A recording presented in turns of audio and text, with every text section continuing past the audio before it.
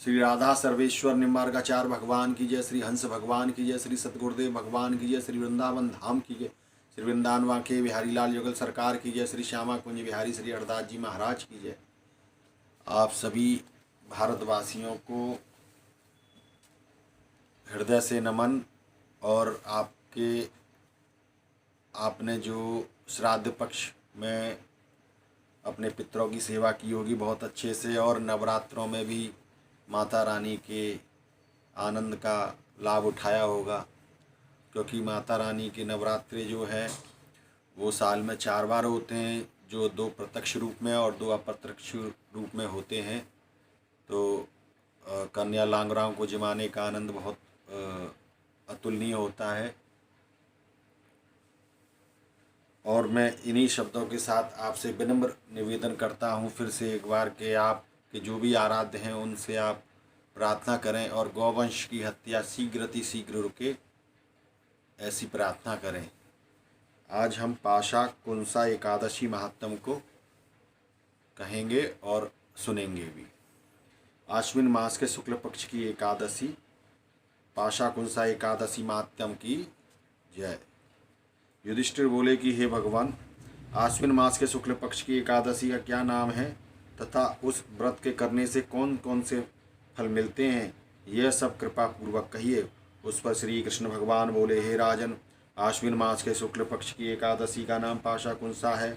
इसके व्रत के करने से समस्त पाप नष्ट हो जाते हैं और करने वाला अक्षय पुण्य का भागी होता है। इस एकादशी के दिन मनवांछित फल की प्राप्ति के लिए श्री विष्णु भगवान की पूजा करनी चाहिए। इस पूजन के द्वारा मनुष्य को स्वर्ग लोक की प्राप्ति होती है। जो मनुष्य कठिन तपस्याओं के द्वारा फल की प्राप्ति करते हैं वे फल इस एकादशी के दिन क्षीर सागर में शेषनाग पर शयन करने वाले विष्णु भगवान को नमस्कार कर देने से ही मिल जाता है और मनुष्य को यम के दुख नहीं भोगने पड़ते। जो विष्णु भक्त शिव जी की निंदा करते हैं अथवा जो शिव भक्त भगवान विष्णु की निंदा करते हैं वे नरक को जाते हैं। 1000 अश्वमेध और 100 राजसूय यज्ञ का फल इस एकादशी के फल के 16वें हिस्से के बराबर है। 16वें हिस्से के भी बराबर नहीं होता है।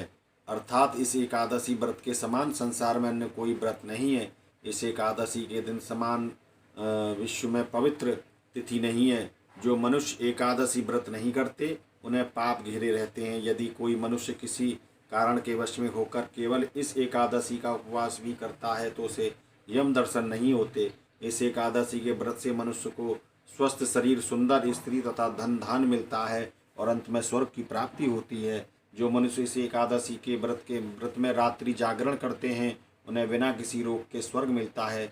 जो मनुष्य इस एकादशी का व्रत करते हैं उनके मातृ पक्ष के 10 पुरुष, पितृ पक्ष के 10 पुरुष और स्त्री पक्ष के 10 पुरुष विष्णु का वेश धारण करके तथा सुंदर आभूषणों से युक्त होकर विष्णु लोक को ले जाए जाते हैं। जो मनुष्य आश्विन मास की शुक्ल पक्ष की पाशा कुंसा एकादशी का विधि पूर्वक व्रत करते हैं उन्हें हरिलोक मिलता है। मनुष्य एकादशी के दिन भूमि, गौ, अन्न, जल, उपाहन, वस्त्र, छत्र आदि का दान करते हैं उन्हें यमराज के दर्शन नहीं मिलते। दरिद्र मनुष्यों को भी यथाशक्ति कुछ दान देकर कुछ पुण्य अवश्य ही पैदा करना चाहिए। जो मनुष्य तालाब, बगीचा, धर्मशाला, प्याऊ, अन्न क्षेत्र आदि बनवाते हैं उन्हें यम के दुख नहीं मिलते। वह मनुष्य इस लोक में स्वस्थ दीर्घायु वाले पुत्र तथा धन धान्य से पूर्ण होकर सुख भोगते हैं अतः अंत में स्वर्गलोक को जाते हैं।